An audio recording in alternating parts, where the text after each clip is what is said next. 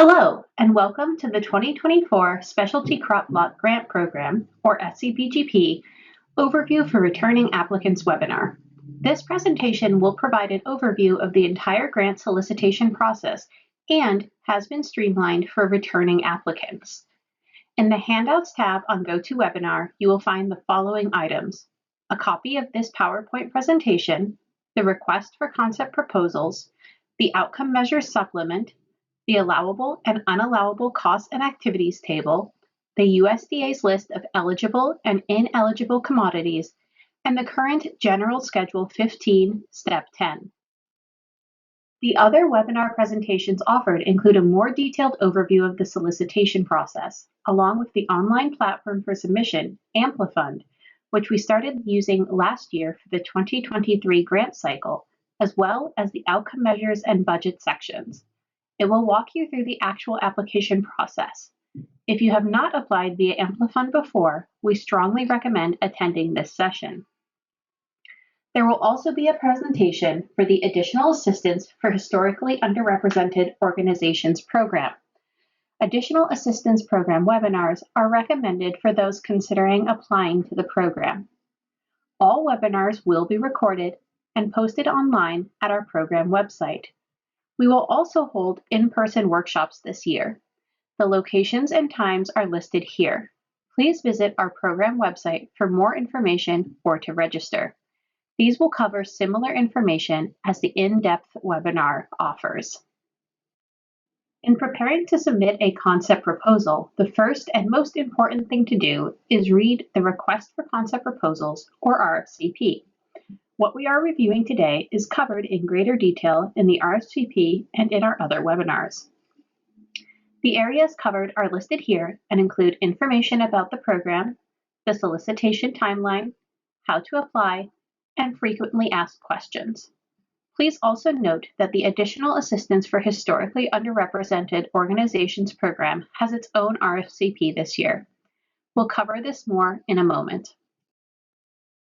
Let's proceed to a very brief overview of the program.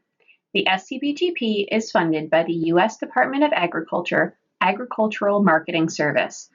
The purpose of the SCBGP is to enhance the competitiveness of California specialty crops, so a proposed project must pertain to issues that affect the specialty crop industry and focus on improving the competitiveness of specialty crops rather than directly benefiting or providing a profit to a single organization, institution, or individual. Entities eligible to apply to the conventional SCBGP include nonprofit and for-profit organizations, local, state, federal, and tribal government entities, and public and private colleges and universities. Tribal entities include both federally and non-federally recognized entities. Importantly, individuals may not apply. An individual is someone submitting an application on their own behalf rather than as a representative of an organization or institution. If you are an individual and you have an idea for a project, we encourage you to partner with one or more eligible organizations. Here is a reminder of just what qualifies as a specialty crop. A list of eligible and ineligible commodities can be found on the USDA's website and is also included with the materials in the Handouts tab on the GoToWebinar dashboard. The list is not intended to be all-inclusive, but rather to give examples of the most common specialty crops. If there is a commodity you are questioning that is not on the eligible specialty crop list, please send us an email and we will be happy to ask the USDA for clarification. If you are already familiar with the SCBGP, here are a few of the changes to the program this year. Several program priorities have been lightly updated. Please review them carefully when selecting a program priority or priorities for your project.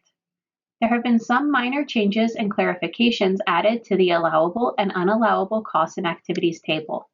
As always, we recommend you refer to the current table as you prepare your proposal. Also, new states were included in Travel Ban AB 1887. Finally, we have made a few updates to the Amplifund application. It now includes an unscored question requesting a brief description of the applicant organization. The performance plan section is no longer included in the concept proposal phase. We'd also like to briefly highlight some updates to the Additional Assistance for Historically Underrepresented Organizations program. This program is part of the general SCBGP, but has its own RFCP due to having different eligibility, deadlines, and submission requirements. K-12 school districts are now eligible to apply to the program, in addition to nonprofit organizations and tribal governments, both federally and non-federally recognized. For more information, please refer to the separate Additional Assistance Program RFCP or attend one of the Additional Assistance Program webinars. Most importantly, we would like to emphasize that applicants to the Additional Assistance Program are eligible to receive one-on-one technical assistance during the concept proposal process and beyond. We highly encourage you to email grants@cdfa.ca.gov as soon as possible to begin receiving this assistance in the form of email, phone call, or video meeting. In this program, USDA receives funding from the Farm Bill, then approved funding goes to CDFA, and CDFA sub-awards funds to recipients. The 2018 Farm Bill contains provisions for the continuation of this program. However, as of the date of this webinar, Congress has not passed a new Farm Bill or a continuing budget resolution to reauthorize funding for the program. While CDFA anticipates continued funding for the program as described in the 2018 Farm Bill, grant awards will only be made if continuing authorization for the program is established and funds are made available by USDA AMS. To provide an idea of the program's competitiveness, historically, CDFA has funded approximately 23% of the proposals submitted. In 2023, CDFA received approximately $23 million. Expecting roughly the same amount this year, CDFA will award grant funds to projects ranging from $100,000 to $500,000 for the general SCBGP and $100,000 to $250,000 for the Additional Assistance Program. Please note that CDFA reserves the right to offer an award amount less than the amount requested. The grant duration is 2 years, 8 months, beginning November 1st, 2024, and ending June 30th, 2027. The solicitation process is a two-phase process, a concept proposal, and then a more detailed grant proposal for those invited back to Phase 2. Proposals that are successful in Phase 2 will be submitted to the USDA for review. Once the USDA announces awards, we notify both the successful and the unsuccessful applicants. Both concept and grant proposals undergo 2 levels of review, the administrative review and the technical review. The technical review is an external review conducted by a committee composed of growers and representatives from the industry. The application to become technical reviewers is currently accessible on the CDFA SCBGP website along with instructions. Please visit our website for more information or contact us via the grants email at grants@cdfa.ca.gov. As noted in the beginning, the timeline for the entire solicitation process can be found in the RFCP. Please note that concept proposals for the conventional SCBGP are due on Thursday, September 7th, 2023 at 5:00 p.m. Pacific Time, and that late submissions will not be accepted. The deadline for the Additional Assistance Program is different. Please refer to that RFCP for more detail. Applicants will be notified in December whether they are invited to Phase 2 and will have approximately 1 month to submit grant proposals for review. The Technical Review Committee's recommendations will then be presented at a public meeting in March. CDFA will submit the proposal recommendations to the USDA in May and wait for the USDA's final say in fall 2024 regarding which projects receive funding. SCBGP has 3 funding areas, each containing 1 or 2 funding categories. Further, each category contains several project priorities. Each project must select at least one funding area, funding category, and project priority. To review these in more detail, please reference the RFCP or the Additional Assistance Program RFCP. Concept proposals for the SCBGP are submitted through a web-based application called Amplifund. All proposals must be submitted electronically using the Amplifund platform. As indicated, a webinar that provides a walkthrough of how to use the Amplifund system is offered as part of our webinar series. Again, the Additional Assistance Program has a separate application process. Please email grants@cdfa.ca.gov as soon as possible if you are interested in applying via this program. A complete concept proposal must provide information for each of the areas listed here. As mentioned before, the solicitation process, Amplifund, and Outcome Measures and Budget Sections webinar, or Additional Assistance Program webinar, covers the elements of the concept proposal in detail. Please note that, at this time, the USDA has not provided CDFA or any other State Department of Agriculture with a request for applications or the terms and conditions for the 2024 Specialty Crop Block Grant Program. If necessary, CDFA will intend to prepare and make available a supplement to the RFCP to advise applicants of any changes to the program upon receipt of the USDA's request for applications. CDFA and all applicants will be subject to the terms and conditions of the USDA's request for applications and terms and conditions. Because funding for the SCBGP is provided by the federal government, all organizations submitting concept proposals to the SCBGP are subject to the federal cost principles. Federal cost principles are regulations based on organization type used to determine allowable costs and ensure consistent treatment of costs.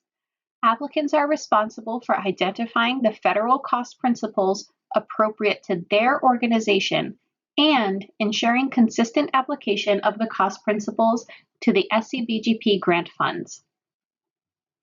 All organizations other than for-profit organizations are subject to the administrative requirements and cost principles in the 2 CFR 200. For-profit organizations are subject to the 48 CFR Subpart 31.2. Links to these regulations have been provided in the RFCP. However, to help simplify the interpretation of these regulations, we have prepared an allowable and unallowable costs and activities table reference. The table provides overall guidance for the handling of common costs and includes USDA and CDFA requirements specific to this program. A copy has been provided in the Handouts tab, and a link to the online document is provided in the RFCP. Note that proposals with unallowable costs may be subject to disqualification, so we strongly encourage you to make use of this reference.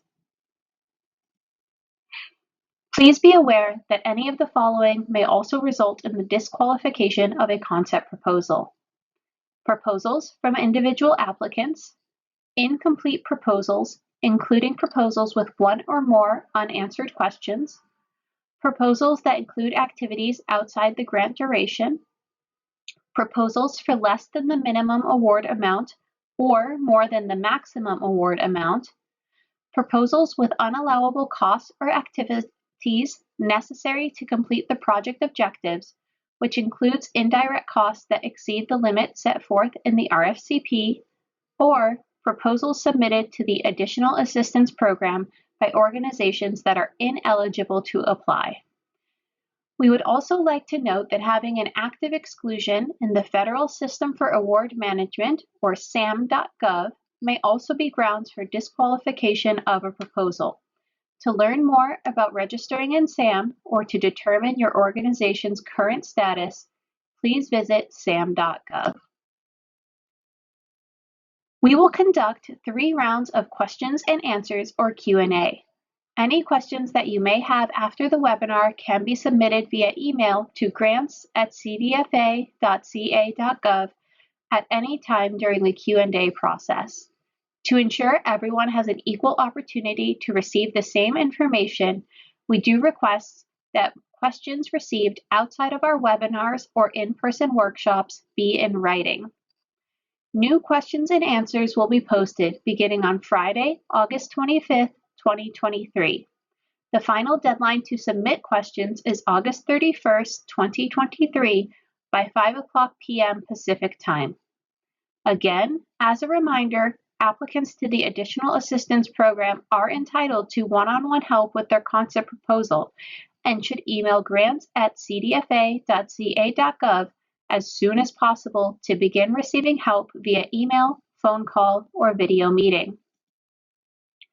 Here are some of the resources that were discussed in this presentation. A good place to start is the CDFA SCBGP website. A link to the recordings of our webinars will be posted on our website by Friday, August 25th.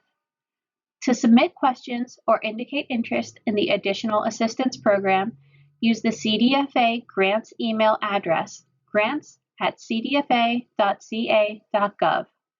We've also provided the website and phone number for the Center for Produce Safety. Additionally, the USDA AMS website contains a lot of great information about the SCBGP. However, please note that you should direct all questions to CDFA, as USDA will always refer you back to us. That concludes the overview for returning applicants presentation.